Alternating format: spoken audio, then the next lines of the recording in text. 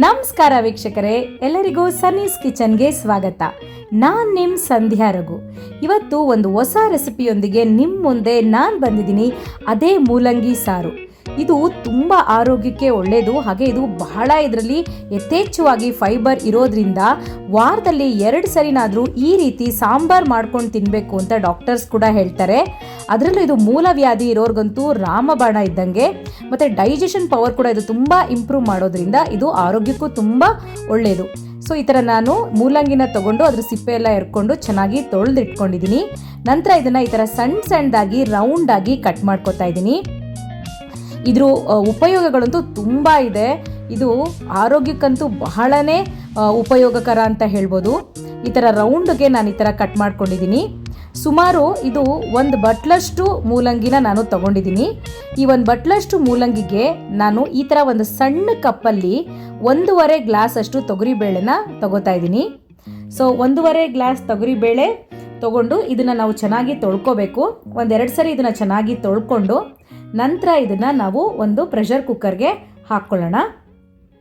So ಇದನ್ನೆಲ್ಲ pressure ಕುಕ್ಕರ್ಗೆ ಹಾಕ್ಕೊಂಡ್ಮೇಲೆ ನಾವು ಮೂಲಂಗಿನ ಕಟ್ ಮಾಡ್ಕೊಂಡು ಇಟ್ಕೊಂಡಿದ್ವಲ್ಲ ಅದನ್ನು ಕೂಡ ಇವಾಗ ಕುಕ್ಕರ್ಗೆ ಸೇರಿಸ್ಕೊಳ್ಳೋಣ. ಇದಕ್ಕೆ ನಾನು ಒಂದು ಮೀಡಿಯಮ್ ಸೈಜ್ ಈರುಳ್ಳಿನ ಈ ಥರ ದಪ್ಪದಾಗಿ ಕಟ್ ಮಾಡಿಕೊಂಡು ಅದನ್ನು ಕೂಡ ಕುಕ್ಕರ್ಗೆ ಸೇರಿಸ್ಕೊತಾ ಇದ್ದೀನಿ. ನಂತರ ಇದಕ್ಕೆ ಒಂದು ಸಣ್ಣ ಗೆಡ್ಡೆ ಬೆಳ್ಳುಳ್ಳಿನೂ ಕೂಡ ಇದಕ್ಕೆ ಸೇರಿಸ್ಕೊಳ್ಳೋಣ. ಹುಳಿಗೆ ನಾನಿಲ್ಲಿ 1 ಟೊಮ್ಯಾಟೊನ ಈ ಥರ 4 ಸೀಳಾಗಿ ಕಟ್ ಮಾಡಿಕೊಂಡು ಅದನ್ನು ಕೂಡ ಹಾಕೋತಾ ಇದ್ದೀನಿ. ಇದಕ್ಕೆ ರುಚಿಗೆ ತಕ್ಕಷ್ಟು ಉಪ್ಪನ್ನ ಸೇರಿಸ್ಕೊಳ್ಳೋಣ. ಇದಕ್ಕೆ ಮುಳುಗುವಷ್ಟು ನಾವು ನೀರನ್ನ ಹಾಕ್ಕೊಳ್ಳೋಣ. ತುಂಬ ನೀರು ಹಾಕ್ಕೊಳ್ಳೋದು ಬೇಡ.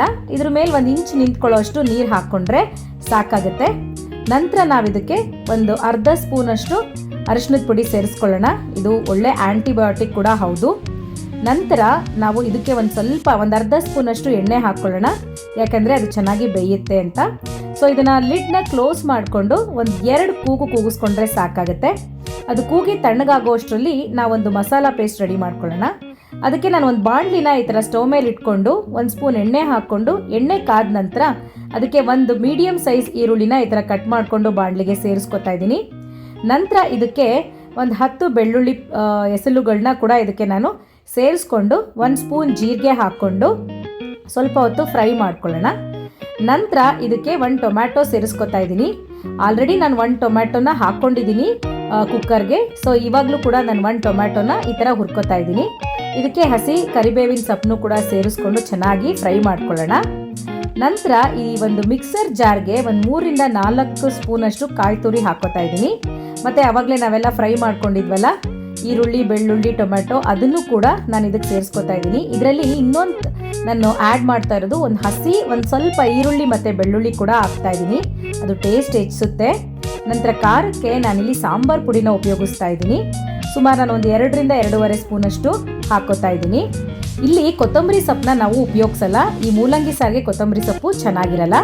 ಇದನ್ನು ಚೆನ್ನಾಗಿ ನುಣ್ಣಗೆ ಪೇಸ್ಟ್ ಆಗೋ ರೀತಿ ಈ ಥರ ಮಸಾಲ ಪೇಸ್ಟ್ನ ನಾವು ರುಬ್ಕೋಬೇಕಾಗತ್ತೆ.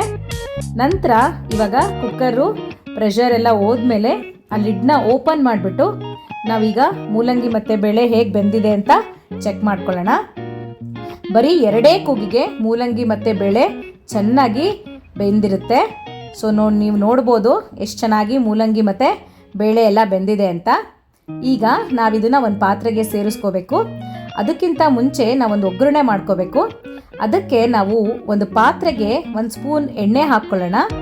ಎಣ್ಣೆ ಕಾದ ನಂತರ ಅದಕ್ಕೆ ಸ್ವಲ್ಪ ಸಾಸಿವೆ ಹಾಕ್ಕೊಳ್ಳೋಣ. ಸಾಸಿವೆ ಎಲ್ಲ ಸಿಡಿದ ನಂತರ ಅದಕ್ಕೆ ಒಂದು ಸ್ವಲ್ಪ ಹಸಿ ಕರಿಬೇವಿನ ಸೊಪ್ಪನ್ನು ಕೂಡ ಸೇರಿಸ್ಕೊಂಡು ನಾವು ಆವಾಗಲೇ ರುಬ್ಕೊಂಡಿದ್ವಲ್ಲ ಮಸಾಲ ಪೇಸ್ಟು ಅದನ್ನು ಕೂಡ ಇದಕ್ಕೆ ಸೇರಿಸ್ಕೊಳ್ಳೋಣ. ಇದನ್ನು ಒಂದು 30 ಸೆಕೆಂಡ್ಗಳ ಕಾಲ ಸ್ವಲ್ಪ ಫ್ರೈ ಮಾಡ್ಕೊಳ್ಳೋಣ.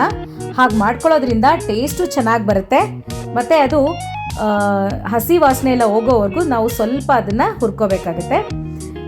ನಂತರ ಇವಾಗ ನಾವು ಆವಾಗಲೇ ಬೇಯಿಸಿ ಇಟ್ಕೊಂಡಿದ್ವಲ್ಲ ಮೂಲಂಗಿ ಮತ್ತು ಟೊಮ್ಯಾಟೊ, ಈರುಳ್ಳಿ, ಬೇಳೆ ಎಲ್ಲ ಅದನ್ನು ಕೂಡ ನಾವಿವಾಗ ಇದಕ್ಕೆ ಸೇರಿಸ್ಕೊಳ್ಳೋಣ. ನೀವು ನೋಡಿಕೊಂಡು ನೀರನ್ನ ಆ್ಯಡ್ ಮಾಡ್ಕೊಳ್ಳಿ. ಯಾಕಂದರೆ ಬೇಯಿಸ್ಕೋಬೇಕಾದ್ರೆ ಸ್ವಲ್ಪ ನೀರು ಜಾಸ್ತಿ ಆಗಿದ್ದರೆ ನಾವು ಅದನ್ನು ಹಾಕ್ಕೋಬೇಕಾದ್ರೆ ನೀರು ಜಾಸ್ತಿ ಆದರೂ ಚೆನ್ನಾಗಿರಲ್ಲ. ನೋಡ್ಕೊಂಡು ಎಷ್ಟು ಬೇಕೋ ಅಷ್ಟು ನೀರನ್ನ ಸೇರಿಸ್ಕೊಳ್ಳಿ. ಈಗ ಚೆನ್ನಾಗಿ ಮಿಕ್ಸ್ ಮಾಡಿಬಿಟ್ಟು ಈ ಸಮಯದಲ್ಲಿ ನೀವು ಉಪ್ಪು ಬೇಕಾದರೆ ಇನ್ನು ಸ್ವಲ್ಪ ಹಾಕ್ಕೊಳ್ಳಿ.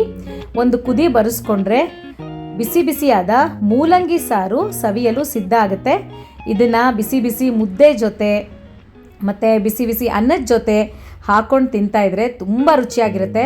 ಮತ್ತು ನಾನು ಹೇಳ್ದಂಗೆ ಇದು ಆರೋಗ್ಯಕ್ಕೆ ತುಂಬ ಒಳ್ಳೆಯದು. ಡೈಜೆಷನ್ನು ಕೂಡ ಇದು ತುಂಬ ಚೆನ್ನಾಗಿ ಇಂಪ್ರೂವ್ ಮಾಡುತ್ತೆ.